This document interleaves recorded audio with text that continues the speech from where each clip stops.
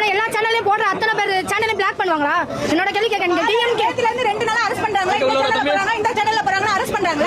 இப்ப அங்க நின்னு பேசுறாங்க. உங்களுக்கு என்ன கமெண்ட்? வணக்கம் நண்பா, நான் உங்கள் ஜான் ஜெயதி. நேத்துல இருந்து இந்த 2 பேருடைய பிரச்சனை வந்து இன்னும் முடியாம இருக்கு. அடுத்தடுத்த வீடியோ வந்துகிட்டே இருக்கு. சோ அந்த இடத்துல பாத்தீங்கன்னா இவங்களும் இருந்திருக்காங்க. இவங்க வீடியோ கருத்து என்ன பாத்தீங்கன்னா, அதாவது அவங்க 2 பேரும் வந்து பேசிட்டு இருக்காங்க. அவங்க வந்து எந்த ஒரு ஆப்போசிட் கேள்வியாவோ இல்ல மைனஸோ எந்த ஒரு கேள்வி கேட்காம அவங்க என்ன பேசுறாங்களோ அது மட்டும் தான் வந்து கேட்டுட்டு இருக்காங்க. ஆனா நாங்க எங்க மட்டும் பாத்தீங்கன்னா கேள்வி கேட்கறாங்க, பதில் சொல்றோம். அந்த பதில் சொல்லும் போதே பாத்தீங்கன்னா அடுத்த கேள்வி கேட்கறாங்க. நாங்க சொல்ற விஷயத்தையே வந்து அவங்க ஏத்துக்க மாட்டேன்றாங்க. அதாவது நாங்க வந்து ஒரு வீடியோ பண்றோம். அந்த வீடியோ பண்ணி எடுத்தா எங்க வந்து பேக் கமெண்ட் பண்றாங்க. எங்களை திட்டுறாங்க. அம்மா அதெல்லாம் அரசியலுமா இந்த வீடியோ போடாதுங்க, தயவுசெய்து இந்த வீடியோ எடுத்துருங்க அப்படின்லாம் வந்து எங்களை வந்து சொல்லிட்டு இருக்காங்க. ஆனா இங்க வந்து இத்தனை பேர் எங்க கேமரா நிக்குது. அவங்க வந்து இவ்வளவு கேக்குறாங்க. ஆனா அவங்கள வந்து எந்த ஒரு கேள்வி கேட்காம வந்துட்டு நின்னுட்டு மட்டும் எடுத்துட்டு போறாங்க. இது வந்து எந்த விதத்துல நியாயம்? எடுத்தா எல்லாரையும் ஒன்னா மாதிரியே பாருங்க. எல்லா கட்சியும் ஒரே மாதிரி பாருங்க. எல்லா விமர்சனம் ஒன்னா போடுங்க.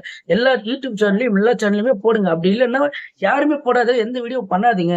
சோ அது மட்டும் வந்து ஒருத்தர் மட்டும் நீங்க சப்போர்ட் பண்ணிட்டு மத்த பேர்ல வந்து சப்போர்ட் பண்ணாம இருக்கின்றது வந்து எந்த விதத்துல நியாயம் அப்படின்னு இவங்க கேள்வி கேட்டிருக்காங்க.